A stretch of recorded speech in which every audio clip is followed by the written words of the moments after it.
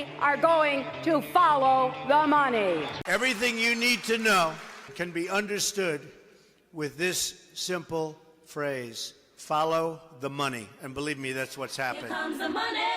Here we go. Money talk. Here comes the money.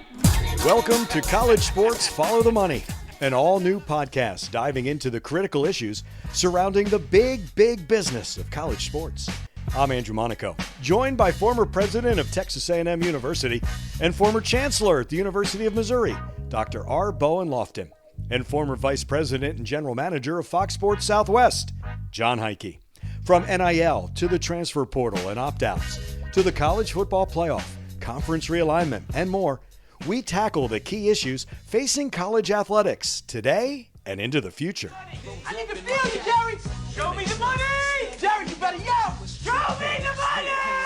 Show me the money! You love this black man!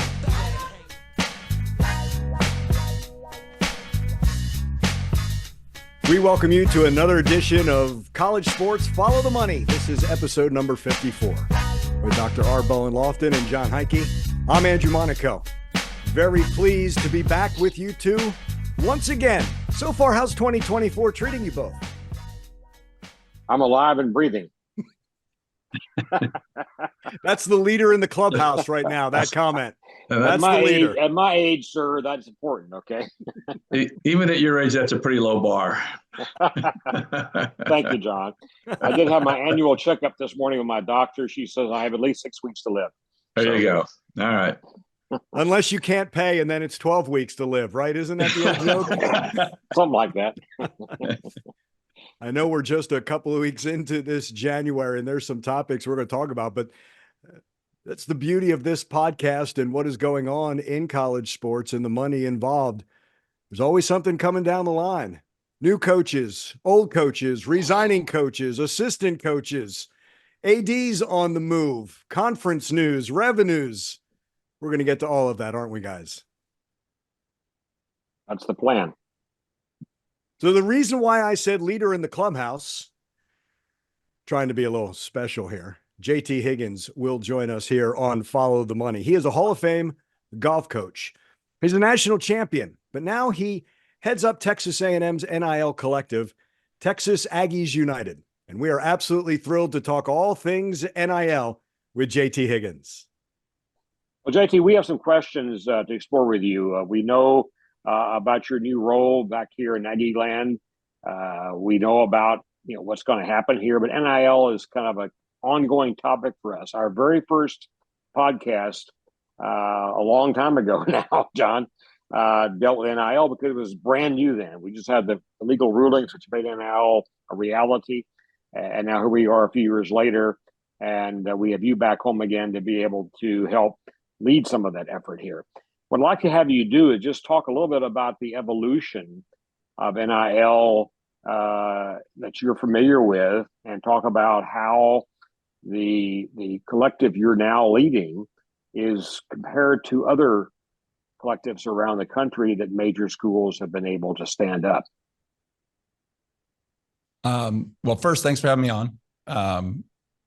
I'll tell you, I'm going to be completely honest here. Being a golf coach, I usually zoned out when we were in the coaches meetings when we started talking about NIL, because I knew it wasn't something that was going to apply that much to golf. It's getting there, right? It's starting to expand into the non-revenue sports more and more.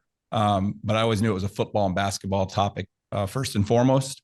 I think what you've seen is it has grown exponentially in the last 2 years. And that's why I'm here is the guys that started it, Chris Cooper and Reagan Swinbank and Carl Pfluger that handled it the last couple of years. Those guys have full-time jobs, and they were trying to balance running Texas Aggies United and the two entities, 1922 Apparel and Spirit 12, all on their own. And that in dealing with the athletes, agents, athletic department, Texas A&M Sports Properties, on and on and on, right? That is just a huge job, as I'm finding out. And for them, the job that they did the last couple of years, just strictly as volunteers, is just amazing. So, I'm happy to be back and kind of leading this campaign. It is a lot of work, and we've got a long way to go. As far as where we stand, against our competition, I can tell you that no one really knows the true numbers that anyone has. When I first agreed to take the job, I did as much reading as I could, and I think the best line that I read somewhere, I wish I could attribute it to somebody, but they said it's the greatest game of liar's poker in the world, and it's amazing, the numbers that you hear sometimes, and what gets out in the public and what it actually is. I can tell you that the thing that's hurt Texas A&M and helped our opponents the most was the guy who wrote the story that said, we spent $30 million on the class of 22. They're not even close. They're not even in the ballpark of what was the money spent there. But I think it hurt us in three ways. The first way was our bigger donors were outraged. How could we be spending that kind of money? And our smaller donors didn't want to give because they don't need my money. They've already got $30 million. And the third one, and the most important, is it mobilized our competition, especially the guys in Austin. They started the Texas One Fund, and they've done an amazing job with it. And by all accounts, I couldn't give you actual numbers for anybody, but they have the most money, that they've built the biggest war chest for NIL, and they're getting after it. And so, now it's our turn to make up some ground on them. JT, when it began, it was the Wild West, right? Yes. NCAA doesn't touch it. States do. States are going to set up their own rules. It feels now that by allowing universities to have a little more say, that it is settling down and there's starting to be parameters. It wasn't like that when it first started there. My next thing then becomes return of investment. We've not seen that yet because it's so new. But by having Texas Aggies United, now there is a path, and you're able to fold in partnerships as well with all this NIL. It seems to be settling down. Is that fair? There's definitely that opportunity, Andrew. It's still the Wild West. I think you saw this portal season. You're seeing it now, right? 27 guys as of today have left Alabama's roster, or at least went in the portal. That doesn't mean they won't go back. And, if there's other coaching changes, if Jim Harbaugh decides to go to the NFL, well, then you're going to see the same thing happen at Michigan, and you're seeing it at Washington and Arizona, because as the dominoes fall, it becomes an open market for all of those players. So I do think there's the potential for that, for sure. And you look at Texas A&M, it's going to just take huge collaboration with A&M Sports Properties, the 12th Man Foundation, the athletic department, local businesses, statewide run Aggie businesses. We want to hit all of those for sure. Part of that for us is going to be, there's a little bit of a manpower issue. We're going to need to get some more staff to handle all of that. But at the same time, we're in the process of making a lot of great things happen. We're already, the website is taken off. It's doing fantastic. We are adding a one-time donation button, should be here within the next couple of weeks, where more people can get involved and we can try to reach more Aggies. We're starting to work with talking about the streaming services where we can get some targeted ads on Hulu, on Roku, on all those different forums, and try to target ads at Aggies as they watch, and just to make them aware, not necessarily do you have to give, but at least know that, hey, this is how you do it. This is where you can get involved. Well, let me ask this, JT. You mentioned earlier in your comments here that when you got into this, or thought about getting into this, or you thought you were just a golf coach on the side, it was all about football and basketball. And we talked about that on this podcast a few years ago when NIL began. We said this is going to be all about football, maybe men's basketball. But then we began to see how people were playing this. There was a lot of interest in people with big social media followings, and many of those were female athletes. And so all of a sudden we began to hear about a women's basketball star or two, or sisters who were playing it. And gymnastics kind of came into the fore, LSU, for example. And so all of a sudden we began seeing examples of young women who were athletes who were commanding substantial NIL deals because they were connected on social media. Do you see that as a continuing trend, as an evolutionary possibility here?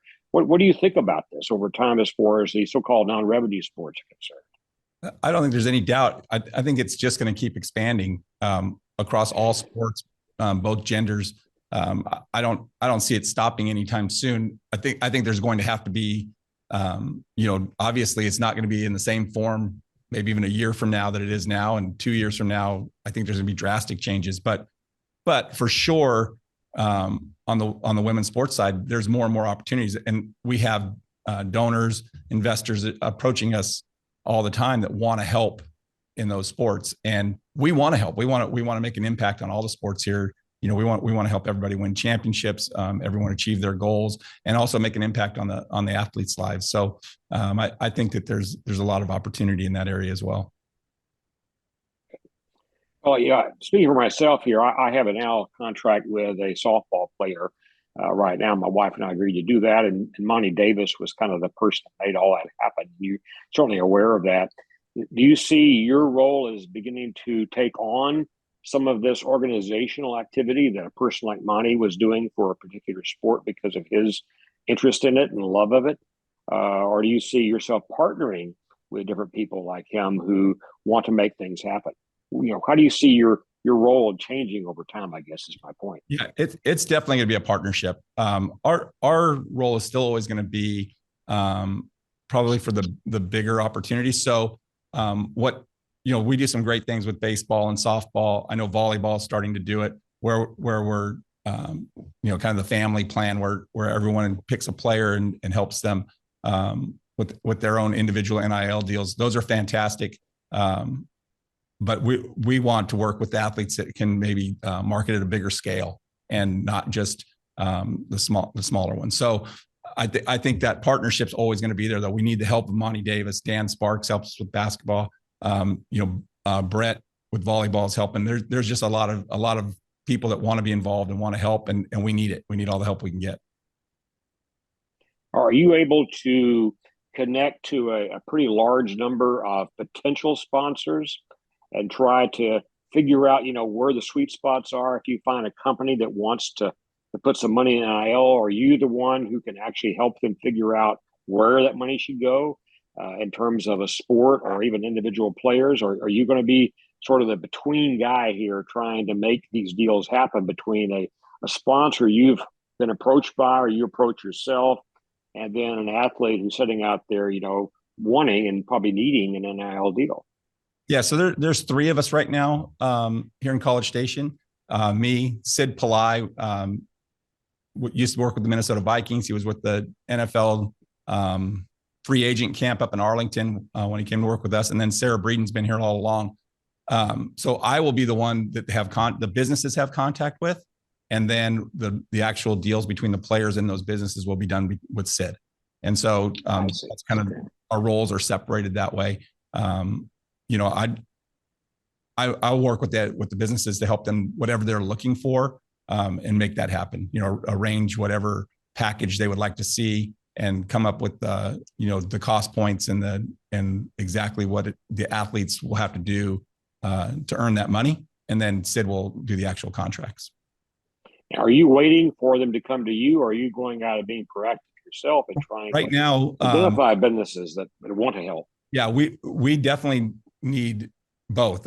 We need to get out more and go identify the businesses. A&M Sports Property is helping us with that a lot. That's one way Learfield can collaborate with us, is that, right now the athletes, they can't do anything publicly in A&M gear without A&M Sports Properties being involved. So when you look at it that way, we're better off if we're partnering together. So hopefully they're going to bring us a lot of businesses that want to use the athletes. They could go through us separately and not have the A&M brand involved in it, or they can go with us and A&M Sports Properties together and have the athletes in, uniform or wearing some A&M gear, use the A&M logo in their ads, those kind of things.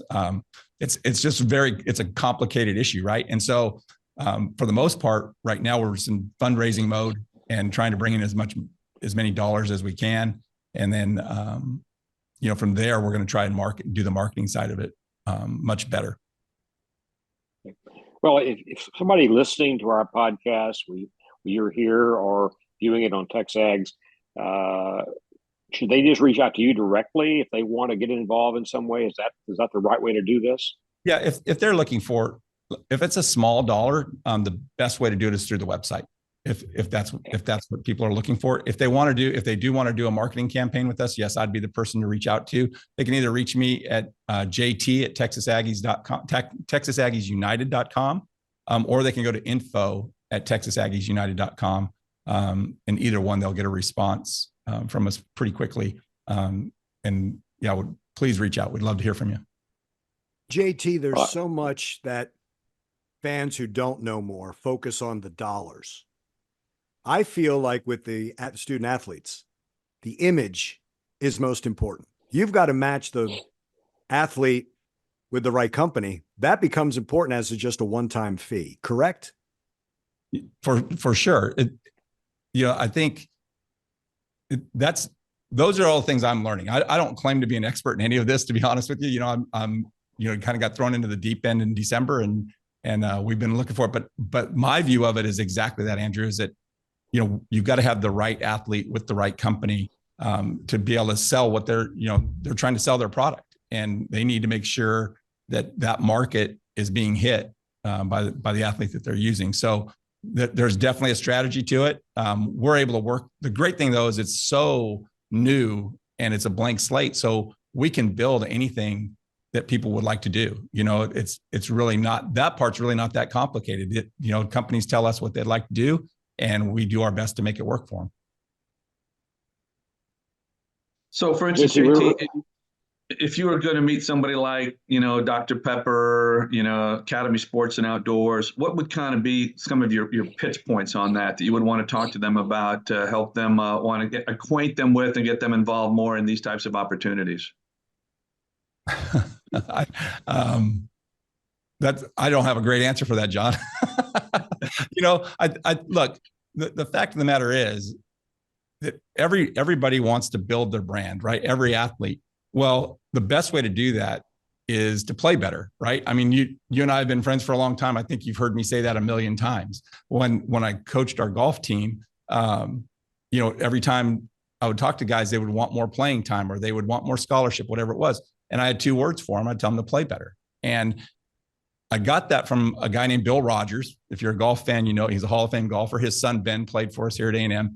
And Bill told me once that anything in life, if you're a golfer, can be solved with two little words: play better. You want a better looking girlfriend? Play better. You want a nicer car? Play better. You want a bigger house? Play better. So that's the thing. So I'm laughing because right now, you don't have Dr. Pepper and, major corporations coming after us because we haven't been successful on the field.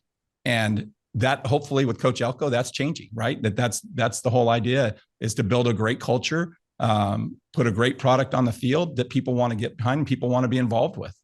And so, that would be my message to the players on all our teams is don't chase the money, chase the wins. Because if you chase the wins, the money will chase you. And that's where we've got to get to as an entire department, is where we're winning championships and we're playing at the highest level so that companies want to be involved with us and they want to use our athletes to endorse their products.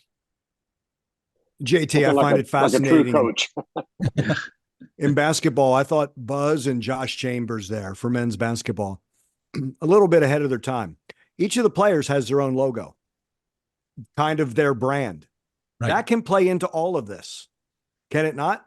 Absolutely. The name, image, likeness, and then that logo of them can incorporate that and make it have a little more impact, couldn't it? I thought that was a genius idea as well. And then the way, one of the things that I'd like to start doing better here at TexAgs United is talking about what the guys are doing off the field, off the court, right? It's a lot of these guys are giving back to their communities. They're helping their families, right? That's what people see the dollars and they get really caught up in that. But it's, what are a lot of these guys doing with the dollars? And I think that's how you build a brand. If you're loyal, you give back to your community, you realize that you really should be grateful for all the gifts you've been given, and then you're giving back a little bit. I just think that those kind of things matter way more than, what kind of car you're driving, what kind of clothes you're wearing, those kind of things. And people get caught up in the Kardashian lifestyle instead of really, especially at Texas A&M, being down to earth and approachable and just really a really strong, good person. I think makes all the difference in the world. Well, JT, really appreciate your time today. I have to make this fellow comment about you. I was a brand new interim president of Texas A&M when your contract was under discussion after a national championship that you won. And you were the first coaching contract modification thereof that I dealt with as a university president. So I have fondness for you, sir. And I'll tell you sometime over a beer the story of how that all worked out with the Regents. I have a fondness for you too. I appreciate that contract. JT, thank you so much for joining us. We'll talk with you soon. Thank you, guys. I appreciate it. Thanks, JT. Our thanks to JT Higgins for joining us. He heads up Texas Aggies United. That's the NIL collective for Texas A&M. As we continue here on Follow the Money with Dr. Loftin and Jon Heidtke. Dr. Loftin, this time of year, 2024, is a chance to look back and collect some data, if you will. The revenues for 2023 have come out. Is there anything that jumps out to you in this report? Yes, there is. This just came out this week. There was a deadline for reporting for the schools for the fiscal 2023, really 2022 primarily data. And number one in the country this year, and they've been there before occasionally, are our friends, the University of Texas at Austin. They reported a total of $271 million revenue for athletics during the most recent reporting period. And that's a new record. It's 32 million over their previous year. So they're heading up. And in digging into their data, it's interesting that they really mention the Moody Center as a primary reason for this. They've opened up a new facility, as you know, in Austin called the Moody Center. And that center, they believe the process of raising money for it, the spectacular nature of the center, as well as the size and so on, has led them to derive more revenue because of that. So they do cite that as a specific issue. I want to read you something out of the USA Today report, though, that I just found fascinating. I'll start by saying that Texas raised, again, $271 million. Of that, 86 million were in donations. Now, that's a number to keep in mind there. Let me read this following quote from USA Today. During the 2022 fiscal year, of the more than 233 Division I public schools for which financial reports can be obtained, the rest are private, 181 of them overall department revenue totals that were lower than Texas fundraising total for 2023. And that was 86 million. So let me put the numbers here. Their total number was 271 million. That's donations, that's contributions from their TV rights, which are managed by the Big 12. That is ticket sales, that's sponsorships, that's all the pieces put together here, okay? But 86 million of that 271 were just contributions made by people who care about Texas athletics. And that's more than 181 D1 schools reported total. So that gives you a sense of how that works. I think A&M, I haven't seen the numbers here yet. They were a little bit slow to get them into the public domain. But I'm guessing given the south end zone developments of Kyle Field and the money raised for that, there'll be a substantial number for Texas A&M in this 2022-2023 reporting period as well. But I just thought it was extraordinary to see that. And Texas reported increases in almost every category, including ticket sales, sponsorships, and those kinds of things. The real change will be, again, next year when they move into the SEC beginning July 1 of this year, 2024. And Texas will be deriving additional revenue because of being part of the SEC. They have agreed, as Oklahoma did, to a reduced contribution in the first year. But that reduced contribution will still be larger than the Big 12 gave them this past year. And there'll be, of course, Oklahoma to feed as well in this process here. And we're hoping that Mr. Sankey's out there busily renegotiating some of the contractual elements we have with ESPN for the SEC network, et cetera, to be able to offset the extra 2 mouths at the trough we have to deal with coming up this year after July 1. So I thought that was worth talking about today, guys. And I certainly invite Jon and you, Andrew, to speak to that as well. I guess my initial thoughts are I'm impressed by the number of donations there. I wonder if some of that's tied to their pending move to the SEC. If that's got a few more of the Longhorn faithful deeper into their pocketbooks, my guess is yes. I've been to the Moody Center, fabulous facility. I think, again, the way they've structured that is certainly, I think, it's a positive way for them to show revenue and grow revenue there without adding the expenses.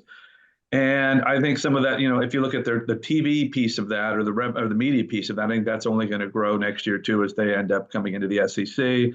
And again, as the SEC expands, there'll be additional dollars coming in through the television rights there as well via ESPN. So I wouldn't be surprised to see that number probably approach 300 million and maybe even above next year. So again, high bar. It's what's going on in college sports. We talk about this right now. All these things that are happening are helping drive that value to the sports, through the sports world and landscape there. And we'll talk about a couple more things there too, just I think on the streaming front that's happening that hasn't necessarily directly involved the collegiate world, but I think will have a profound effect on it as well. My first thought, Dr. Loftin, was the haves and the have-nots. And I think it's now more of an idea of why we're going to the Super Division I at a certain point. Schools are going to have to decide, can I afford NIL? Can I afford facilities? Can I afford all of this? Some will have the dollars, some will not, correct? That's right. Just to give you a little more perspective on this, going back in time a little bit, the all-time record in terms of, I think, revenue was reported by Oregon in 2020, almost $400 million. Now, that was because of a major gift from you-know-who that builds shoes and things like that to build a facility. And I'm guessing Texas is driven in part by the fact they have decided to build a new indoor football facility, which will cost between $80 and $100 million. And they claim they've already raised the money for it. So I'm guessing that donation reporting we just talked about a moment ago was partially inflated by the fact that they are putting forward a facility specific kind of goal. And that's very similar to what A&M did over the last couple of years with their end zone project at Kyle Field. So these kinds of sort of spikes in the trajectory here are going to be tied to facility development and fundraising for that. We had a big one, you may recall, guys, back in the day. My last year as president of Texas A&M, we raised $1.09 billion. Of that, $250 million alone was due to the raising of money for Kyle Field's redevelopment. And of course, that was spurred by a certain quarterback we had at the time that won the Heisman as a freshman. And we know all that story pretty well. So again, there are spikes in everybody's fundraising because of specific projects that are conceived and advertised to people who are fans. But overall, you look at this as a growth. And again, as you said, Andrew, the haves and have-nots are interesting. The fact that so many D1 schools can't even match an $80 to $90 million per year budget total. And yet Texas raises that much just in donations, only not counting the other revenue sources they have. That just gives you a sense of how wide the gap is getting. Others who are kind of the top tier schools, Ohio State in 2022 raised $252 million. They were the champions that particular year anyway. So there's a lot we can talk about here, and there's a little variability because, again, the spikes that come along with projects that are very specific and narrow in time frame. But it gives you a sense that there's no limit almost to what can be done. And I suspect that as the Big Ten money kicks in, that will begin to accelerate a lot of the Big Ten schools like Penn State and Ohio State's funding. They'll have some new members coming over from the West Coast that have some fundraising capabilities as well. And the SEC will not be left behind. So I see only growth along these lines for the two major, I call them major conferences we have in place right now. The ACC is a real question mark. And we'll talk in a later episode about the news from the ACC regarding how Florida State and them are jockeying right now back and forth on what they can say about each other and how Florida State can hopefully get out of the contractual arrangements they have with the ACC. Another whole storyline for that. But again, I see only growth for some schools. I see at best static revenues for schools that are below those top schools. And I think the SEC and Big Ten members will continue to dominate the financial landscape over the next many years to come. The other key in that Moody Center is it can't be just for Texas basketball, Texas women's basketball. They've got a piece for everything that happens all 365 days, do they not? And that's the key. If you're going to build something, it can't be just sports specific. It's got to benefit the area as well, but it benefits the school almost as if, okay, we're going to take on this project. We're going to take on the responsibility of the funding, but we're going to get something out of this every day out of the year. Well, that's true, Andrew. Just to go back in history quite a ways, a former major development associated with the football stadium at Texas was at least a bit funded by academic dollars because they were able to build academic facilities into the structure. So you could play some games here. You can actually come along and as you said, make a facility multi-purpose, and from that multi-purpose nature, be able to derive other sources of revenue to be able to pay for it, not only funding the construction, but also funding the not insignificant operations of it as well. Texas A&M has not done a big deal with that except for Reed Arena. As I know it, Reed Arena has a number of events during the course of the year that bring in lots of people and revenue for its utilization for events like rodeos and tractor pulls and concerts, that sort of thing too. I had a big war with a previous Texas A&M AD about using Kyle Field for purposes like that, and he was dead set against it because of the wear and tear on the field and that sort of thing. But I think the reality is that's what you're going to have to do. As you two may know, there is a lot of noise at Texas A&M about trying to build another arena here, not for men's basketball, but for women's basketball and volleyball, and downsize those a bit from the capacity that Reed has to be able to fit the probable audiences there, so you can fill up a facility built around a women's sport that brings in enough people to make it a very good venue for the home team in terms of noise and fan participation.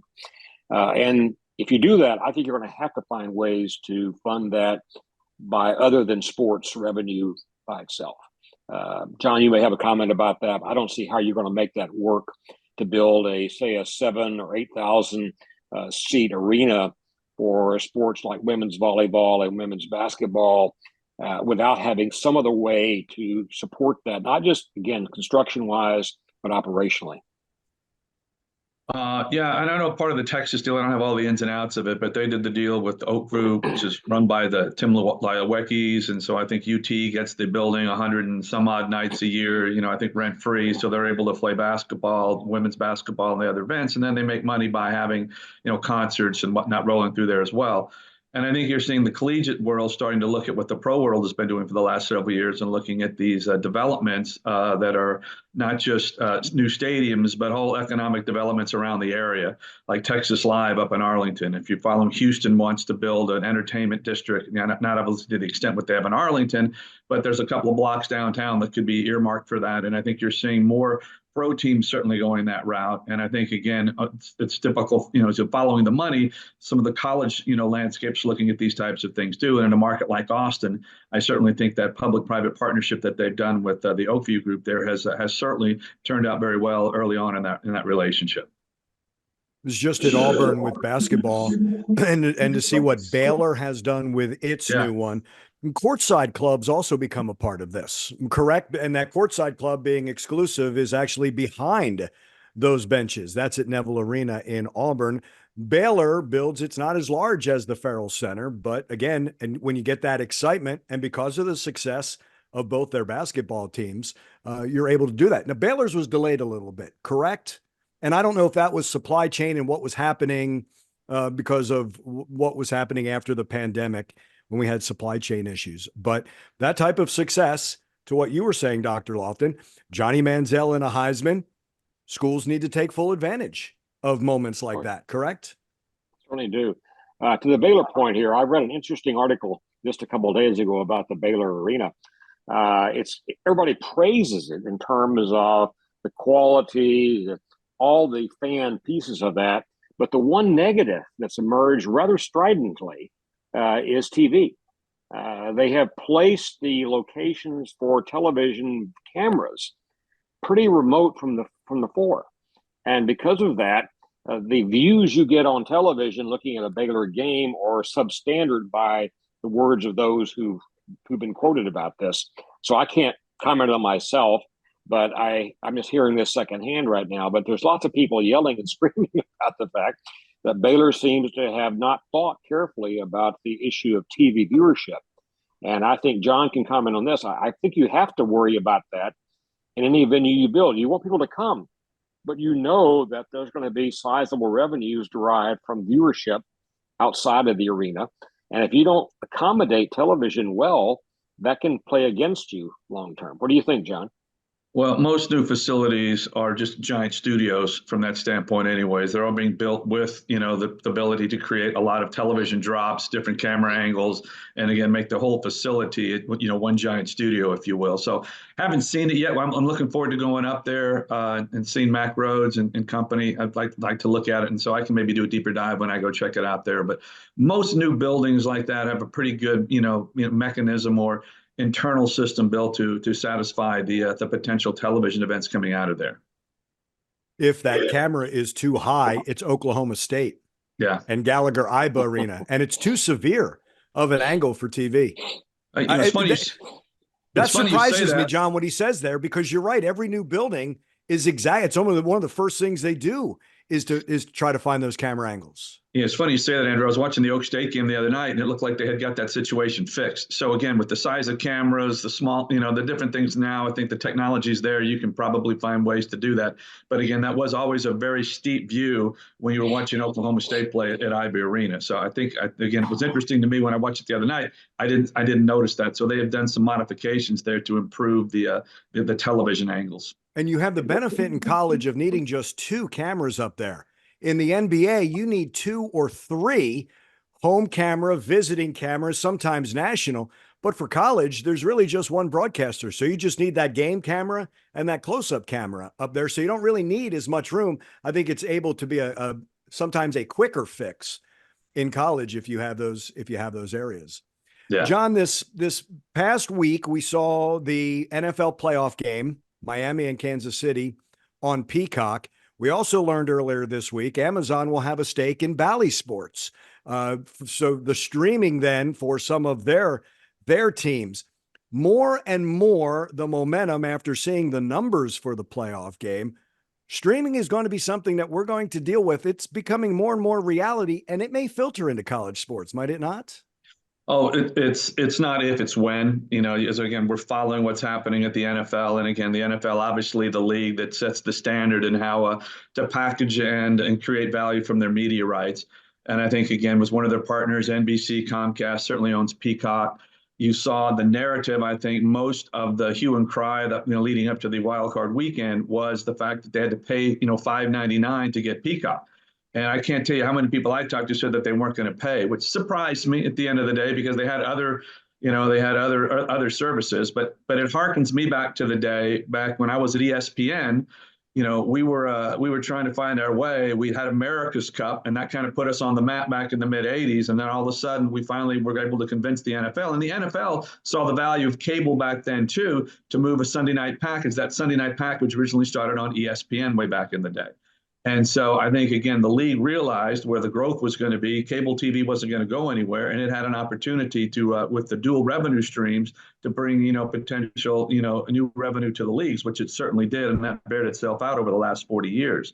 So fast forwarding to now, you're seeing streaming. They did the Thursday night package with Amazon. It averaged a little, I think just a little south of 12 million viewers on Amazon on their Thursday night package, which was a 24% increase from the prior year, showing that people were getting more accustomed to finding that type of product, paying for that product. And the numbers out of the Peacock game or the Chiefs-Dolphins game was over 23 million, which was it set a U.S. record for event stream. So I think, again, you can see the value in that. Peacock right now has roughly 30 million customers paying on a monthly basis. So we'll see if they get the lift from that aspect and how many of the folks stay on board.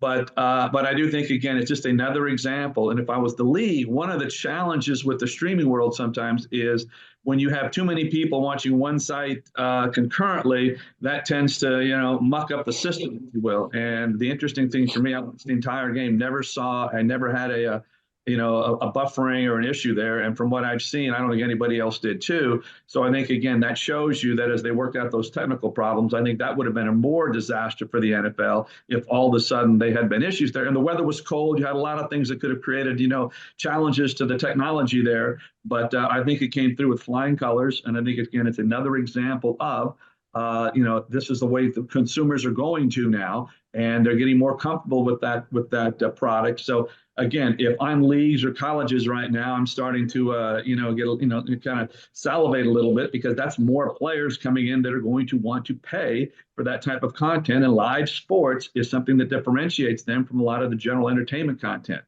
And second point of your question is you talked about Bally's. In my old, our old partners back in the day, they have been getting kicked around and in bankruptcy court right now. And I think that sort of was a Hail Mary to get the deal done with Amazon, which now can provide the streaming platform for some of the local regional telecasts of this aspect. So here's Amazon again. They've already invested in the NFL. Now looking at this opportunity, you've got Apple in the MLS. The only one that's really not doing anything yet is Netflix, but probably not if or when for those guys to eventually. They're doing scripted content around it, but haven't necessarily jumped in to get the live rights for that. But again, if you're a rights holder and you're in that world right now, you're pretty happy that you're getting a few more competitors out there that are seeing the value of what this thing can do. And I think if you're a streaming company, the results of the Peacock game are pretty nothing short of phenomenal. And again, if you looked at your typical regular season game this year averaged 18 million viewers, Peacock had 23. So I think, again, it showed that they can compete at that level. Now, still linear television, it's not going away. Cowboy-Packer game, over 40 million viewers. Okay, just to show you that, so almost double what the Chiefs game got. So the linear piece isn't going away either when you can see the eyeballs that it delivers. But certainly, if you're in the streaming camp in that world, the numbers very, very, very positive for Peacock and those in the streaming world based on what happened this past weekend. So, John, Amazon pays $110 million for that playoff game.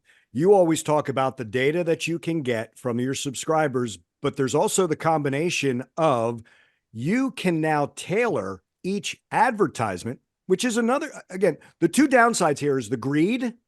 Fans thought it was greedy for a billions-dollar industry of the NFL.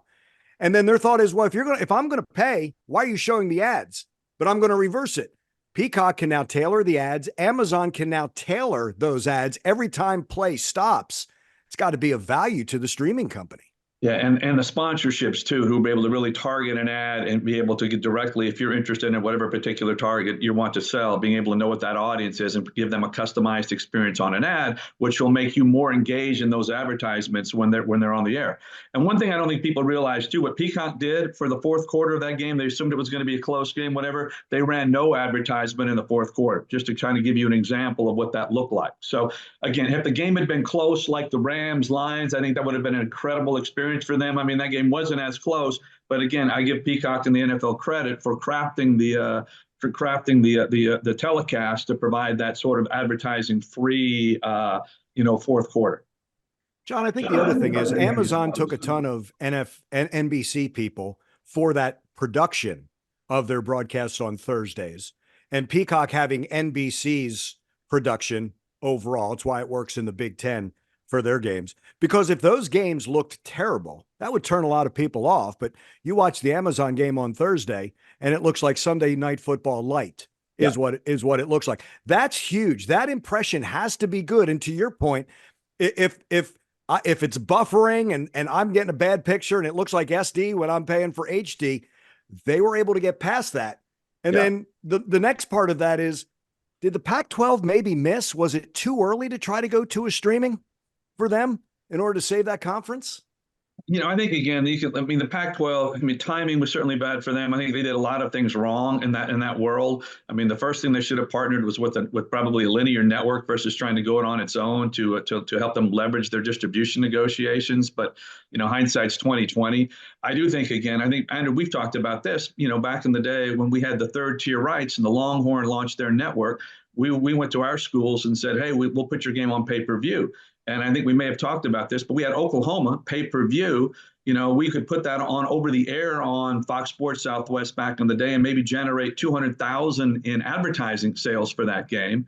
But when we put it on pay-per-view and charged $49.95 a ticket for that, we had over 40,000 buys. So it was like a $3-4 million game, And I remember talking to Joe Castiglione. He goes, man, our fans are bitching and moaning about not every else game is free. But I'm saying, Joe, they're paying for it. This is something that these guys, they'll pay for that. So I think, again, another example of the value of, again, that sports customer, that's must-have content for them.